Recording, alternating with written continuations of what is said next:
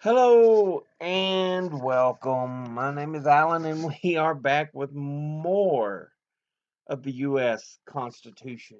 I am, of course, still reading from my American Constitutional Law book. So let's get into this. Today we'll be finishing up Section 2, the Executive Branch. And we'll start off with the infamous Article 2, Section 2. That a certain previous president tried to claim gave him certain abilities that it didn't.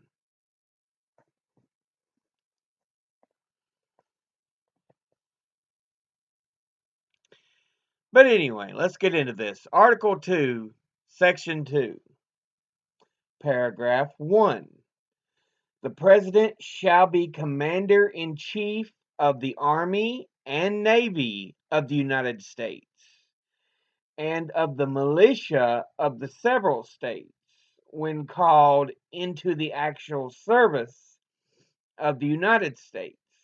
He may require the opinion in writing of the principal officer in each of the executive departments upon any subject relating to the duties of their respective offices, and he shall have power to grant reprieves and pardons for offenses against the United States, except in the cases of impeachment. So let's break this down. President is commander in chief of the Army and Navy and the militias of the several states. I guess you could say is the National Guard. Um, when called into the actual office of the United States. So, yeah. That means he's just the head military guy. He can't declare war. That's specifically listed as an ability um, given to Congress. That's supposed to be solely Congress's capability. But he can decide how this war is done. He is commander in chief in this respect. So,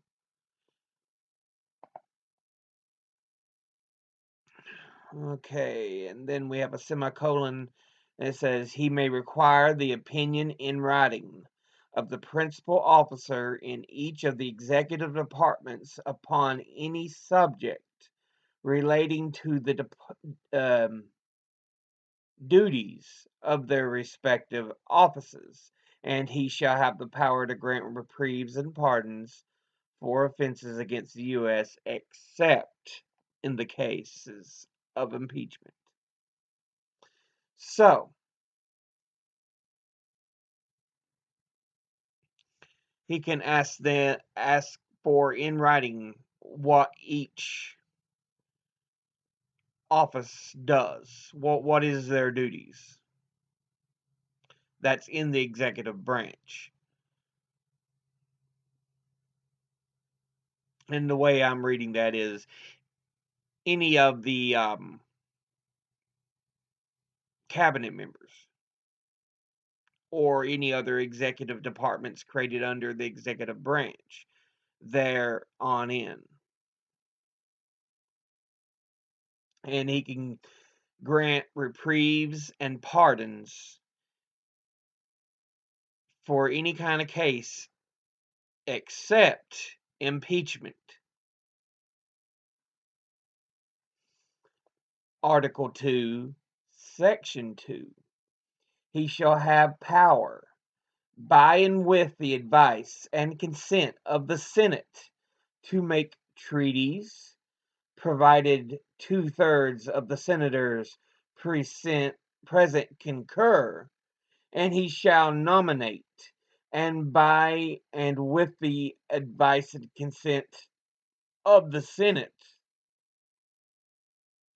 shall appoint ambassadors, other public ministers and consuls, judges of the Supreme Court, and all other officers of the United States whose appointments are not herein otherwise provided for, and which shall be established by law. But the Congress may by law vest the appointment of such inferior officers as they think proper in the President alone, in the courts of law, and the heads of departments.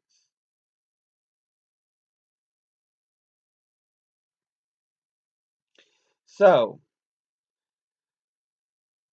the president appoints judges,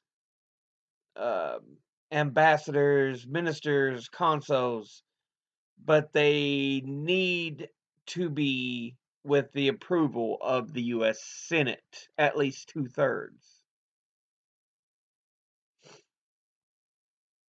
He also can create treaties just this way, but the Senate, again, has to approve it.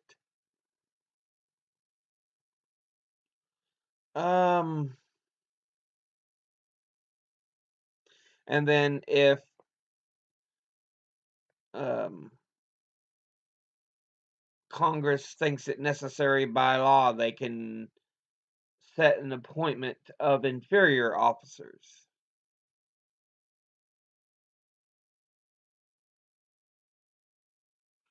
So, yeah. Article 2, Section 2, Paragraph 3.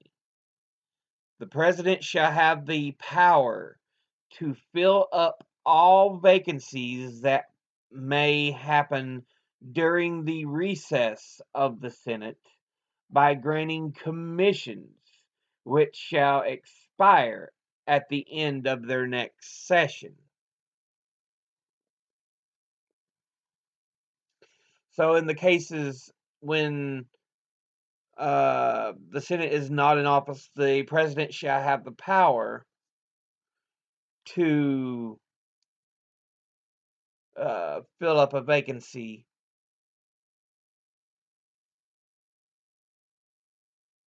um,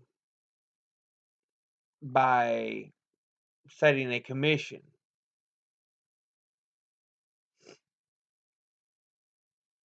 which that commission shall expire at the return of Congress to session. But that is Article 2, Section 2. Let's look at Article 3, or Article 2, Section 3, which is one paragraph.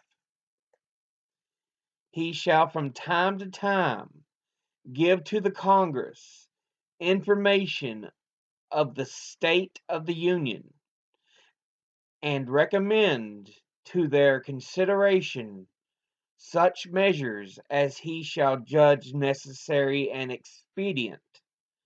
He may, on extraordinary occasions, convene both houses, or either of them, and in case of disagreement between them with respect to the time of adjournment, he may adjourn them in such time as he shall think proper. He shall receive ambassadors and other public ministers.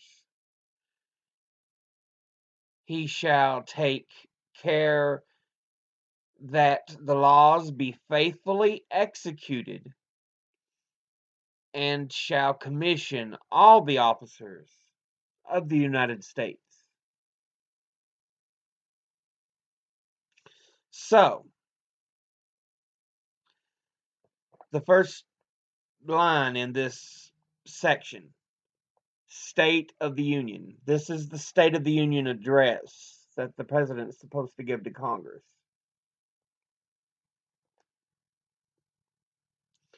to let them know how he feels things are going.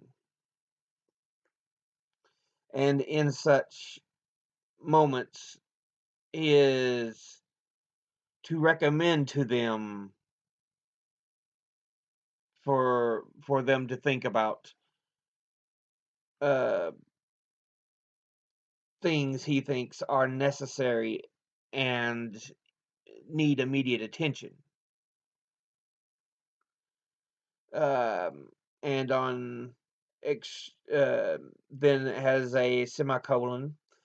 He may, on extraordinary occasions, convene both houses, or either of them, and in case of disagreement between them, with respect of the time of adjournment, he may adjourn them in such time as he shall think proper. So he can call them into session in certain circumstances.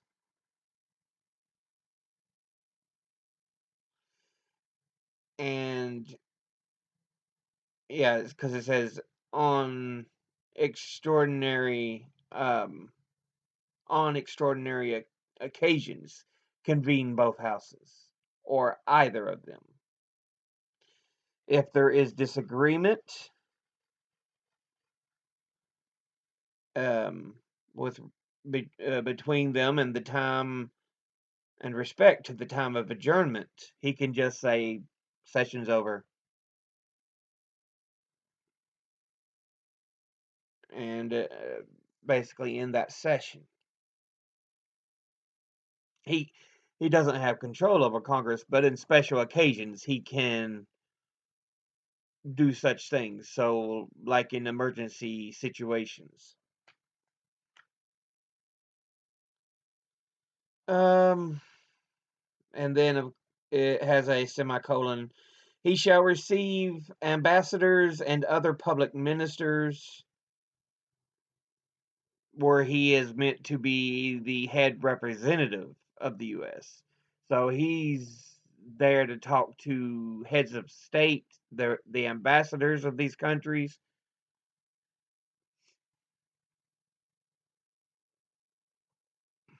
So yeah, semicolon.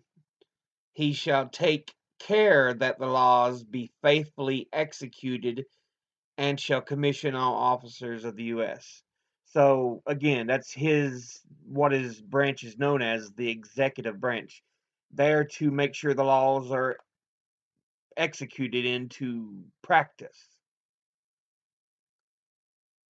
um, and to commission all officers of the United States to get them paid. Then the last section, Article 2, Section 4, only one paragraph.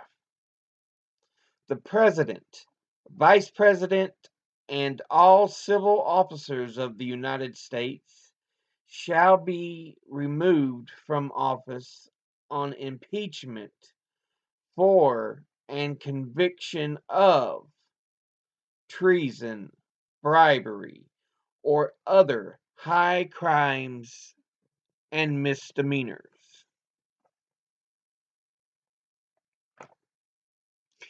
This has been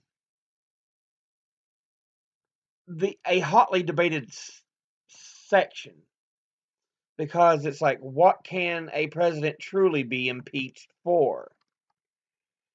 And of course, they list their treason, bribery, which are pretty clear, and then high crimes or misdemeanors, which tells me that it can be either huge or just misdemeanors. That's simply what it says to me if they think it is not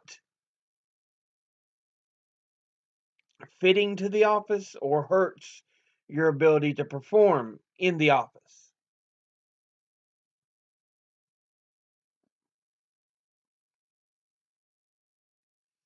That's basically what it says he can be impeached for. But that is Article 2 of the U.S. Constitution. And that's really all it lists for the executive branch. The next article will be Article 3, which deals with the Supreme Court, and it's a fairly short one as well.